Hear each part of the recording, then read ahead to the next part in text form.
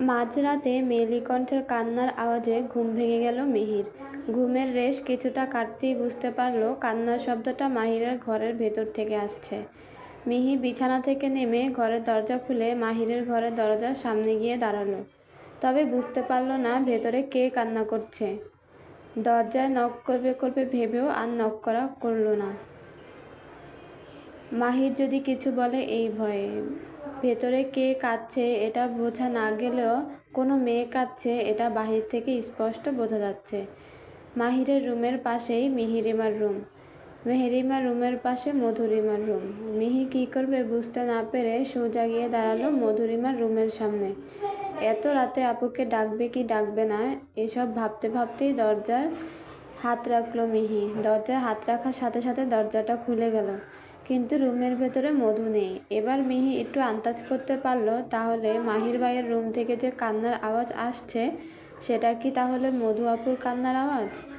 এসব ভাবতে ভাবতেই মিহি মাহিরের রুমের সামনে চলে আসলো। এবার খানিকটা সাহস সঞ্চয় করে দরজায় টোকা দিল। কয়েকবার টোকা দেওয়ার পর মাহির দরজা খুলে মিহিকে বলল, এত রাতে এখানে কি চাই তোর? ভেতরে কে কান্না করছে মাহির ভাই? মাহির মুখ দিয়ে সূচক শব্দ বের করলো, তারপর বলল, কেউ না, যা এখান থেকে, অনেক রাত হয়েছে, ঘুমিয়ে পড়। মিহি যেন মাহিরের কথা শুনেও শুনল না। মাহিরকে আবারও প্রশ্ন করলো, ভেতরে কি মধু আপু কান্না করছে? আপু কাঁদছে কেন মাহির ভাই? মাহির কিছু বলতে চেয়েও বলতে পারল না, শুধু বলল, ভেতরে আয়। মাহিরের বলতে দেরি মিহি রুমে ঢুকতে দেরি করেনি। তাড়াহুড়োতে ঢুকতে গিয়ে পায়ে চোট পেয়ে একটু ব্যথাও পেল। রুমে ঢুকে দেখতে পেল মাহিরের ঘরে সোফার উপরে বসে মধু কাঁদছে। মিহি গিয়ে মধুর পাশে বসে মিহিকে বলল, কি হয়েছে, তুমি কাঁদছো কেন আপু? প্রশ্ন করতেই মধুর কান্না দেখে মিহিও কান্না শুরু করে দিছে। তোরা কি শুরু করেছিস? কান্না না থামালে তোদের দুটোকেই ঘর থেকে বের করে দিব। মাহিরের কথা শুনে মিহি মধু দুজনেই কান্নার আওয়াজ একটু কমালো। কান্না কমলেও মিহির নাক টানা কমল না, বরং বেড়ে গেল। ওর কাণ্ড দেখে মাহির টিস্যু এগিয়ে দিল, এক গ্লাস পানিও ঢেলে দিল। তারপর মধুকে উদ্দেশ্য করে বলল, কাল তুই কারো সামনে যাবি না, অন্য সব দিনের মতোই কালকেও ভার্সিটিতে যাবি। আমি আব্বু আর চাচ্চুর সাথে কথা বলে নেব, কিন্তু আব্বু যদি রাজি না হয় সেটা আমি দেখে নেব।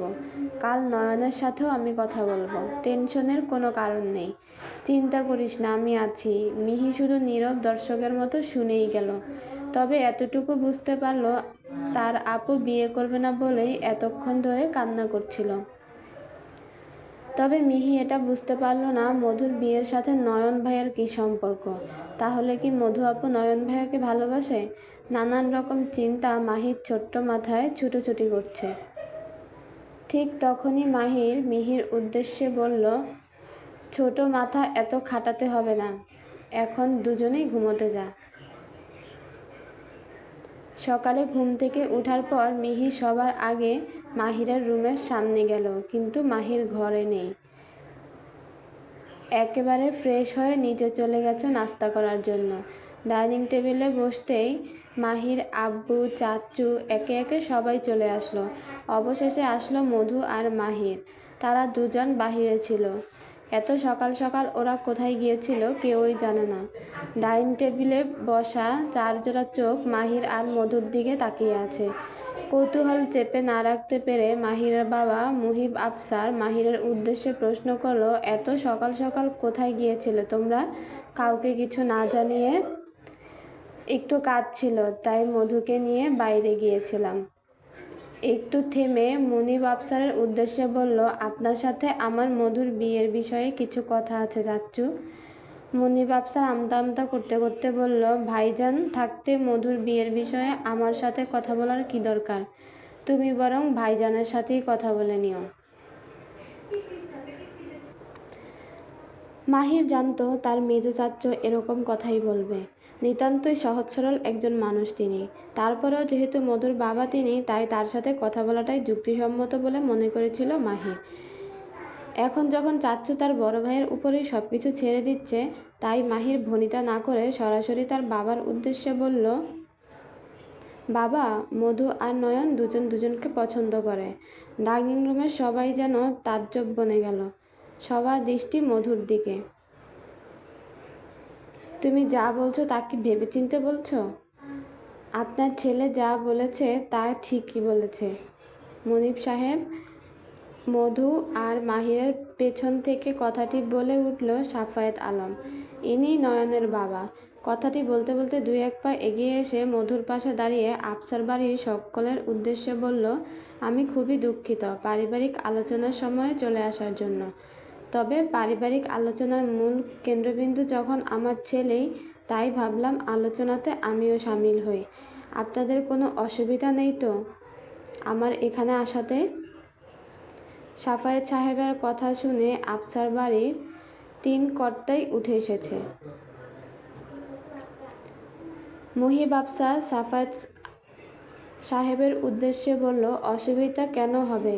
কি যে বলেন না সাফায়েত সাহেব, বসুন প্লিজ। এভাবে দাঁড়িয়ে কথা বলাটা ভালো দেখায় না। মুহিব আফসারের পাশ থেকে মুনিব আফসার আর মঞ্জির আফসার দুজনেই একসাথে বলে উঠল, সাফায়েত ভাই, দাঁড়িয়ে কথা বলাটা ভালো দেখায় না। আপনি প্লিজ বসুন, আমরা বরং বসে কথা বলি। সবাই মিলে সোফাতে গিয়ে বসল। ওদিকে শিউলি বেগম মধুকে ইশারায় উপরে চলে যেতে বলল। মধুর সামনেই 2-1 পা বাড়াতেই সাফায়েত সাহেব মধুকে ডাকলেন। মধুকে নিজের পাশে বসিয়ে মধুর মাথায় হাত রেখে মধুর বাবা মুনিব আফসারের উদ্দেশ্যে বললেন, ভাইজান, আপনার মেয়েটিকে আমায় দিন আমার ছেলের জন্য। আপনার মেয়েটি আপনার বাড়িতে যেমন থাকে আমার বাড়িতে গিয়ে ঠিক তেমনই থাকবে। আমার তো মেয়ে নেই, আমি ওকে আমার মেয়ে হিসাবে আমার বাড়িতে নিয়ে যেতে চাই। আপনারা কি রাজি? আফসার বাড়ির 3 কর্তা তারা একজন আরেকজনের মুখের দিকে তাকাচ্ছে। মুহিব সাহেব যখন বুঝতে পারল যে সে তার ভাই কোনো সিদ্ধান্তই নিতে পারবে না তার অনুমতি ছাড়া, তাই তিনি নিজেই সাফায়েত সাহেবের উদ্দেশ্যে বললেন, দেখেন ভাইজান, যেহেতু তারা দুজন দুজনকে পছন্দ করে সেহেতু এখানে আমাদের বড়দের তো আর কিছু বলার নেই। আর তাছাড়া নয়ন তো বাহিরের কেউ নয়। আমরা সবাই জানি নয়ন কেমন ছেলে, তাই আমাদের আর এতে কোনো আপত্তি নেই। সাফায়েত সাহেব এবার একটু নড়েচড়ে উঠলেন। সবার মুখের দিকে তাকিয়ে শান্ত কণ্ঠে বললেন, আমি বলেছিলাম যদি কাবিনটা এই মাসের ভিতরেই আমরা করে রাখি তাহলে আপনাদের কোনো আপত্তি নেই তো? মুহিব সাহেব বললেন, সাফায়েত ভাই, সব কিছুই ঠিক আছে, তবে যেহেতু আপনাদের বাড়ির প্রথম কন্যা সন্তানের বিয়ে, তাই এত তাড়াহুড়ো না করলে বোধহয় ভালো হয়, যেহেতু আত্মীয় স্বজনেরও একটা বিষয় আছে। না মানে নয়ন বিজনেসের কাজে এই মাসের শেষের দিকে দেশের বাইরে যাবে, তাই ভাবছিলাম কাবিনটা যদি হয়ে যায় তাহলে মধুমা নয়নের সাথে যাবে, ওদের দুজনের একটা ট্যুর হয়ে যেত আর কি। মুহিব আফসার সাহেব বলেন, ঠিক আছে, আমি সবার সাথে কথা বলে দেখছি কতটুকু কি করা যায়। আপনি ভাববেন না। আরও কিছুক্ষণ কথা বলে সাফায়েত সাহেব নিজের বাড়ি চলে গেছে। যেহেতু পাশাপাশি বাড়ি, তাই নয়ন সম্পর্কে আফসার বাড়ির কারোরই কোনো কিছু অজানা নেই। নয়ন ভালো ছেলে, দেখতে সুদর্শন যুবক, বাবার বিজনেসের পাশাপাশি নিজের বিজনেস দাঁড় করিয়েছে, কথাবার্তা মার্জিত, ভদ্র, তাই আফসার বাড়ির কেউ আর বিয়েতে অমত করেনি। আর সব থেকে বড় কথা, মেয়েটা বাড়ির পাশেই থাকছে, যখন ইচ্ছে দেখতে পারবে। নাস্তা শেষ করে সবাই যে যার যার মতো চলে গেছে অফিসে। বাড়ির সবাই আজ খুব খুশি। মধুর বিয়ের পাকা কথা হয়ে গেছে, 2-1 দিনের মধ্যে হয়তো 2 পরিবার মিলে ডেটও ফিক্সড করে ফেলবে। মিহি সবার সাথে নাস্তা শেষ করে উপরে চলে গেল মাহিরকে ধন্যবাদ দেওয়ার জন্য। ওপরে উঠেই সবার প্রথমে মধুর ঘরটাই পড়ে। মধুর সাথেও কথা বলবে ভেবেছিল, কিন্তু মধু ফোনে নয়ন ভাইয়ের সাথে কথা বলছে, তাই মধুকে বিরক্ত না করে নাচতে নাচতে চলে গেছে মাহিরের রুমের দিকে। মাহির সদ্য গোসল করে বাহিরে বের হয়েছে, পরনে শুধু সাদা একটা তাওয়াল, গায়ে মুক্তোর দানার মতো ফোঁটা ফোঁটা পানি, চুল দিয়ে তখনও টপ টপ করে পানি পড়ছে। মিহি মাহিরকে না ডেকে দরজাটা একটু খুলে দরজা দিয়ে উঁকি দিল। উকি দিয়েই মাহিরকে দেখে খানিকটা লজ্জা পেয়ে মাথাটা সাথে সাথে বের করে নিল। নিজেকেই নিজে বকতে বকতে সামনে এক পা বাড়াতেই মাহির পেছন থেকে বলে উঠল, চোরের মতো উকি দিচ্ছিস কেন? নক করতে পারিস না? মিহি পেছনে না তাকিয়েই বলল, নক করেছি, আপনি শোনেননি? মাহির অবাক কণ্ঠে বলল, মিথ্যে বলাটাও শিখে ফেলেছিস? কার থেকে শিখলি? কী রে, তাকা আমার দিকে। মাহিরের কথা শুনে মিহি ভরকে গেল। পিছনে না তাকিয়েই বলল, সরি মাহির ভাই। কোনটার জন্য সরি বলছিস? নক না করার জন্য নাকি মিথ্যে বলার জন্য? দুইটার জন্যই সরি মাহির ভাই। আমার দিকে তাকা। মাহিরের কথায় মিহি পেছন ফিরে তাকালো, তবে মাহিরের দিকে ভুলেও তাকালো না। চোখ নামিয়ে রাখলো নিচে। মনে মনে বলল, আজ তুই শেষ মিহি। এবার বল, আমার সামনে মিথ্যা বললি কেন? মিহি জিভ দিয়ে ঠোঁট ভিজিয়ে আহ্লাদি কণ্ঠে বলল, সরি বললাম তো মাহির ভাই।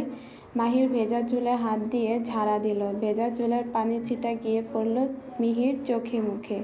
মিহি চোখ পিটপিট করতে করতে মাহিরের দিকে তাকালো। সরি মিহি বলতে বলতে মাহির নিজের ঘরে চলে গেল।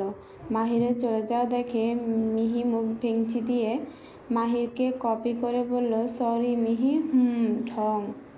মাহির যেতে যেতে মিহির কথা শুনে ঠোঁট টিপে টিপে হাসল, কিছু বলল না। আমার গল্পগুলো যদি আপনাদের কাছে ভালো লাগে তাহলে অবশ্যই চ্যানেলটা সাবস্ক্রাইব করে রাখবেন।